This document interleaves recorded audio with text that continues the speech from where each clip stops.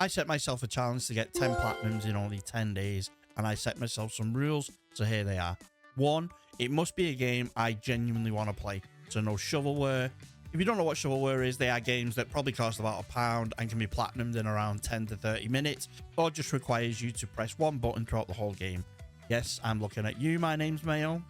I must not have had any trophies for it before starting the game, and by looking at the amount of 1 and 2% games on my trophy list, it doesn't leave a great deal to choose from. This one isn't so much a rule, but I want to try and make sure I play a variety of games. It's pretty easy to go with all platform games, or seeing as I'm getting back into the whole trophy hunting, I thought it'd be good to play a wide range of games. This video is heavily inspired by Mystic's 30 platinums in 30 days and other creators as well, and that might be a little bit challenging for me, so I decided to opt for the 10 platinums in 10 days. If you would like to see me attempt a 30 platinum in 30 days challenge, please do make sure to like, subscribe, leave a comment saying that you do, and if I get enough of them, I might just. So it is currently the 12th of June 2024 at 1 PM, and I have until the 22nd at 1 PM to get 10 trophies.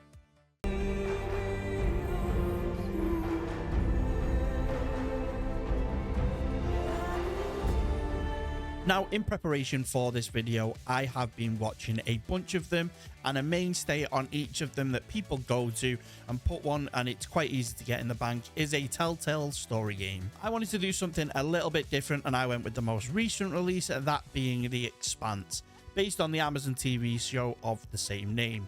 The Expanse is probably one of my top 10 sci-fi shows to watch, and this game rounds out the show in my opinion. Set before the events of the show, you play Kamina Drummer, who is on board the ship Artemis scavenging ships.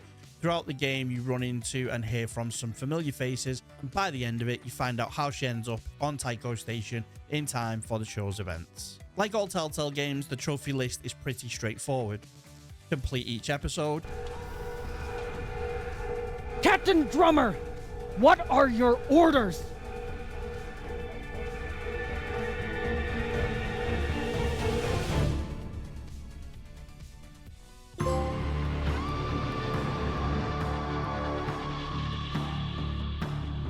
Make certain choices in order to get the correct ending, collect certain items and data files in each episode, and some episodes have specific things to do, such as give your pilot a cigar or your prisoners some whiskey. You dare give it to those two morons. They'd use it as a butt plug or something.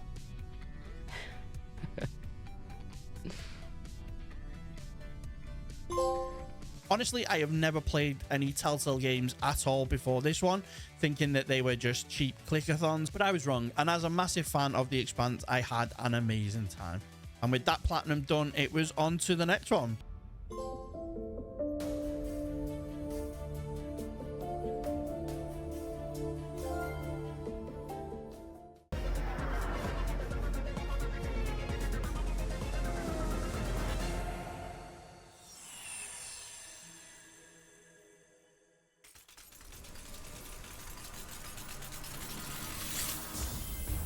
A game that every single person who owns a PS5 already has installed upon purchase is Astro's Playroom.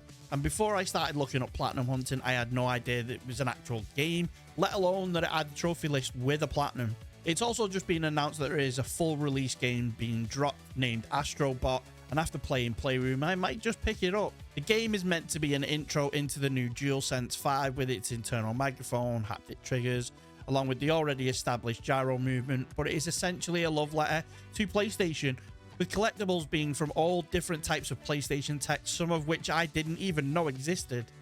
And one of the things I found really cool was throughout each of the maps, there were little bots acting out some of your favorite PlayStation games on each of the different maps. The trophy list entails you beating each map, getting all of the collectibles, doing specific things on each map, like on the snow map, make a snowball. There's a section with a beach ball. You've got to do keepy-ups. Once all them are done, it leaves you to roam around and get all of the collectibles, as well as doing the miscellaneous ones. For example, popping open the lid of a PS1.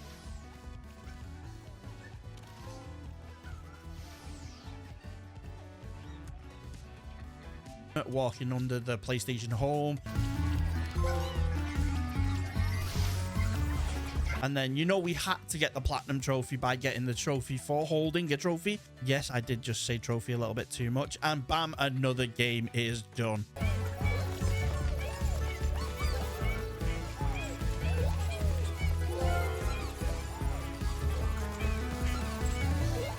So you may be asking, why am I playing Spyro 3 and not Spyro? Well, as you can see, I am 7% complete on Spyro. I did say that my trophy list is a bit of a mess at the moment. And as the rule states, it needs to be 0% to 100%. So we will get Spyro 1 done eventually, but for now, we are here with Spyro 3 Year of the Dragon. Spyro for me is the second best PS1 mascot behind, of course, the one and only Crash. These games are very similar in style, and I always remember having the demo disc with the first couple of levels on it, playing that thing to death until my parents went out and got me the full release. So for that, Spyro holds a very special nostalgic place in my gaming memory. Although I will admit I never played Year of the Dragon, so that's why we're going with that instead of Spyro 2 out of the two that we had left to choose from.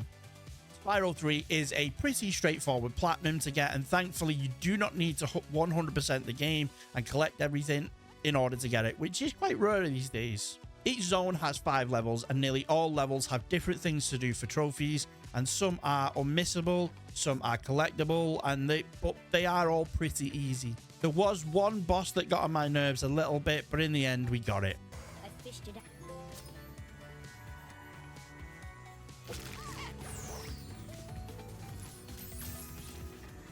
You essentially go around and collect dragon eggs. There are 150 of them to collect, but you only need 100 to complete that final boss.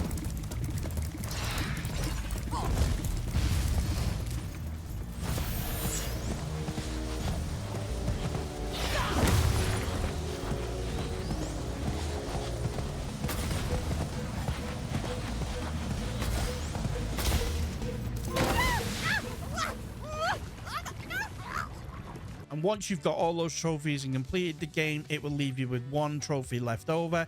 That is to get all of your money back, and then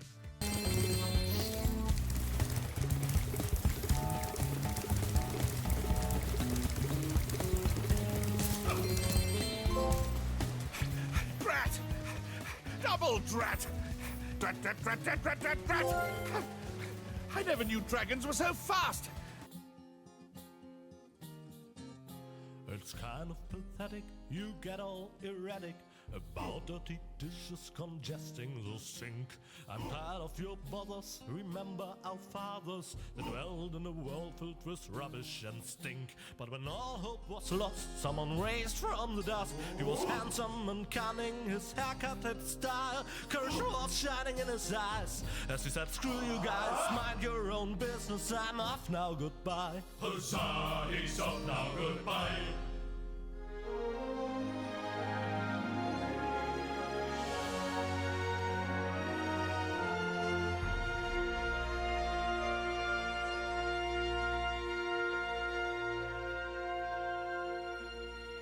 one of the first games I ever saw when I was younger and was a little bit too young to play games was Escape from Monkey Island. I found it completely fascinating, and I still don't know why. So when I saw that it was on the PlayStation Plus catalog, I looked it straight up, but unfortunately, sadly, there is no platinum, just a 100%. But it piqued my interest in playing a game like that, so I looked around and found a game very similar in style, and that is Deponia. Deponia is a point-and-click puzzle game with a unique art style and a one-of-a-kind soundtrack. Now as it is written, our hero was smitten and rescued the maiden from impending doom. On a horse made of steel, evil guys on his heels, he rode with a girl into dawn's early gloom. She awoke by his kiss, well at least more or less, and the whole part concerning the uppercut scare can be pinned at least to some extent on her damaged brain and plan. Anyway, in a big picture, who's gonna care? Huzzah, who's gonna care? You play as Rufus, who lives in Deponia, which is a post-apocalyptic waste town, and all he dreams of is getting to Elysium, the Sky City where everything is pristine and perfect. There are a few twists and turns in this story, and it is really interesting and a straight hit of nostalgia. Even the audio from the character's voice has that muffled Monkey Island sort of style to it. I can sleep when I'm dead, or if I survive and get confined to bed with broken legs. But in terms of trophies, there are a whole bunch of missable ones, and the guide said 4 hours. My opinion, it is only 4 hours if you follow that guide step by step. If you try to work the game out yourself, I'm saying it is easily anywhere up to 8 to 12 hours. But in terms of trophies, there is a whole bunch of missable ones, and the guide said that this is 4 hours to complete. It's only 4 hours if you follow the guide. If you try to work it out yourself, you're looking, at my opinion, more of an 8 to 12 hour game, as there is not a lot of hints, there is not a lot of wiggle room, so you need to be well versed in those types of games in order to get far. As a rule, Huzzah, the chorus guys rule.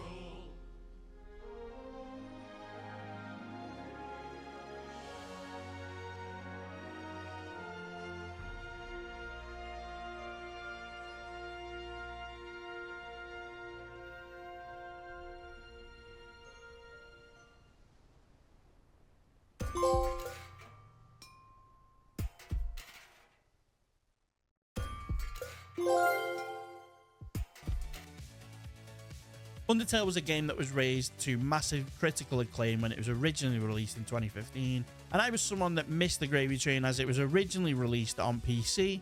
In the years that have passed, it's made its way to console, and by then I was kind of over the hype, but everyone I tell I haven't played the game told me that I just have to, so I did. And my oh my, is this one weird game. I genuinely cannot tell if I like it or not, but I can say it probably has the weirdest, most meta trophy list available. You don't need to complete the game, and 15 of the 30 trophies is just handing over money. The rest are pretty much story related.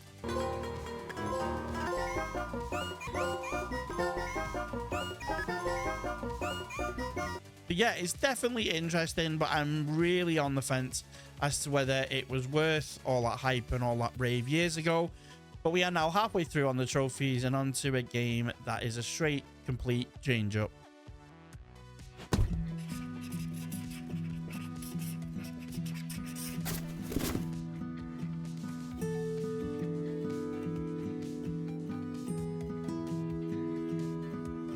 Unpacking was probably the most relaxed and chill platinum to get out of the bunch. And I just wanted something that I could throw on and play and just have something on in the background, a TV show, as my brain was getting a little bit frazzled, looking constantly at all of these guides, making sure I didn't miss any missable trophies, making sure I picked everything up. Unpacking is essentially what it says on the tin. You unpack. There are a select number of levels, each having different rooms, so one may have a bedroom and a bathroom, then it might be the whole lower floor of a house, and you just need to unpack everything and put it in its rightful place. Sometimes the rooms are empty, sometimes they already have part of it unpacked, but it's your job to make sure everything goes where it should in its place. Luckily, a lot of the items are self-explanatory and there are multiple places some things can go, so it is very difficult to get everything wrong.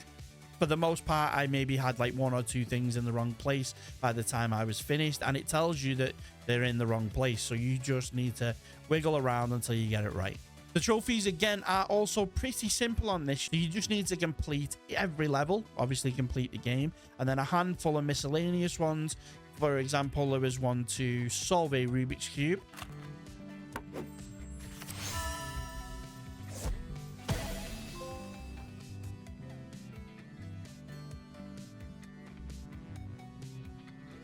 Build a tower with baby blocks.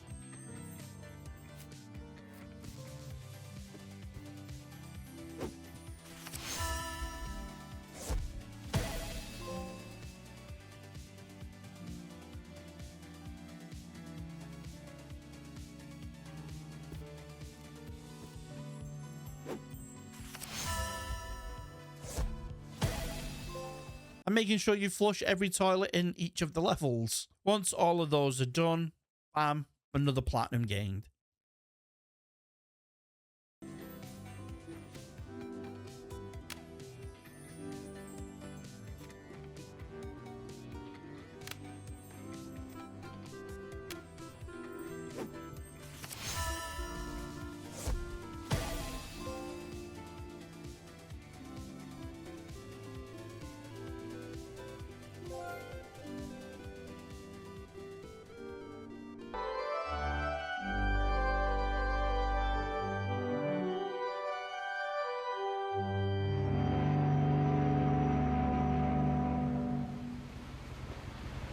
This is another game similar to Undertale that when it came out, everyone was talking about how good it was, how it was something completely different. If I remember, it was one of the first walking sim movie style games that we had, where all you have to do is walk, obviously do a few mini games, follow the story, do a few quick time events, and that's pretty much it. Why have I not played this game sooner? As the character, you go through the Finch household, hearing about all the different members affected by a family curse, all through the voice and the diary of Edith Finch. I know it's an old game, but if you have not played it, you need to, as the story is very compelling, interesting, and a game genre I didn't know I was going to enjoy. The trophy list is pretty simple. Explore all of the stories, complete one or two different ones that are missable. They're not so much missable, but you would have to go back in chapter select, and the whole game is roughly 2 hours or so, maybe a little bit longer without a guide. Finally, it asks you to replay a chapter and also replay a specific chapter in order to gain that sweet, sweet platinum.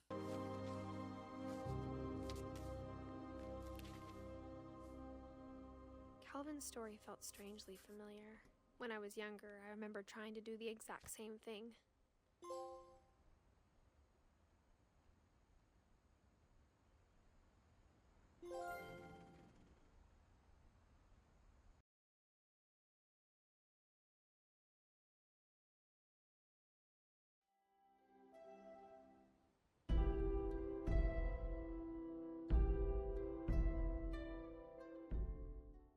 Seeing as What Remains of Edith Finch reached an itch in gaming I didn't know I had, I looked for some similar style games and I came across Blackwood Crossing. In Blackwood Crossing, you play as Finn and Scarlet, two children on a train journey. It is a coming-of-age style story that has a very wild imagination, some plot twists and turns, and the story again is something I do not want to spoil if you haven't played it. So again, this is another one that I'm going to say if you haven't played it, you need to, as the whole game was a very satisfying end, and it was something I will probably go back and play again. The way that you progress and the puzzles in the game are something that I have never come across, which made it feel quite fresh and interesting. The trophy list compiles of completing the story and doing some miscellaneous ones. There are a couple where a choice will give you one trophy and not the other, but there are ways of doing a chapter select so you can get all of the trophies in one playthrough. But to be honest, if you have to play it through twice, it's a game that I would quite easily play 2-3 times again. Again, if you're into narrative-driven games, this is one you have to try, and that's another platinum off the board.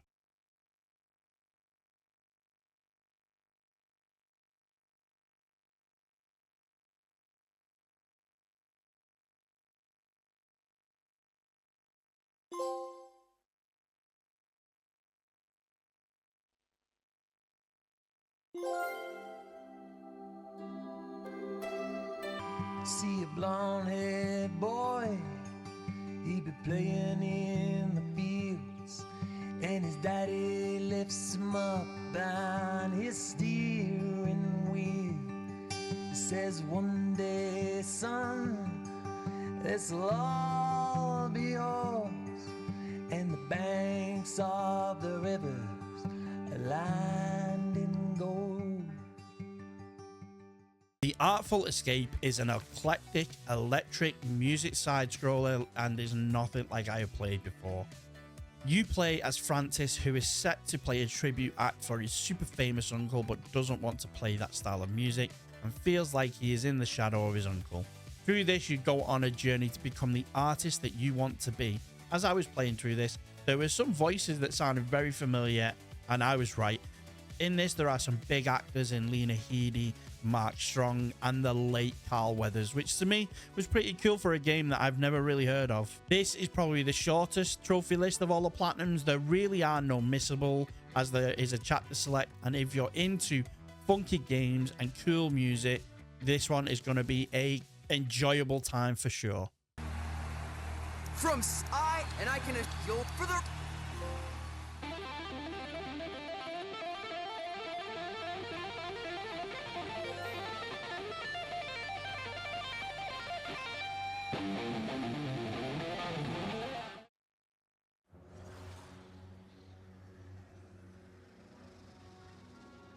And last but not least, I thought I would go with another of Sony's mascots, and that is Ratchet and Clank Rift Apart.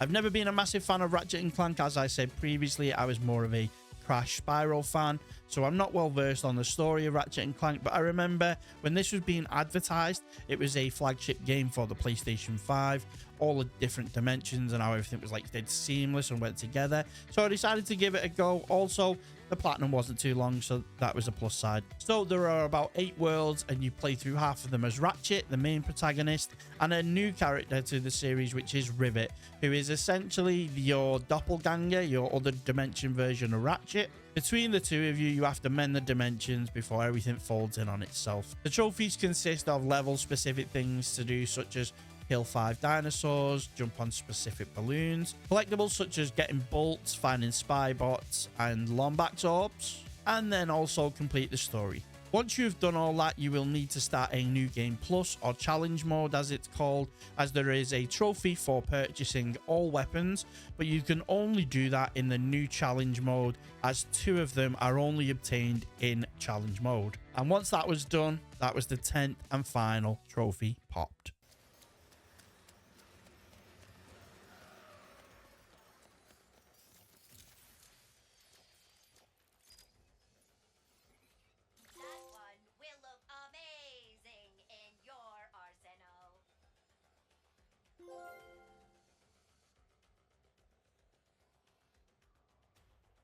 This was so much fun, and if you want me to try any other challenges, maybe a 30 in 30 days, a to Z, let me know down below in the comments. I know I'm late to the game with almost all of these trophies and games, but I have thoroughly enjoyed myself on each one of them. And if you haven't played any of them, or you don't have the platinum for them in your collection, this is the video telling you that you need to try them all. Anyway, guys, if you have enjoyed this, please do drop a like, subscribe, and until next time, we'll catch you all later.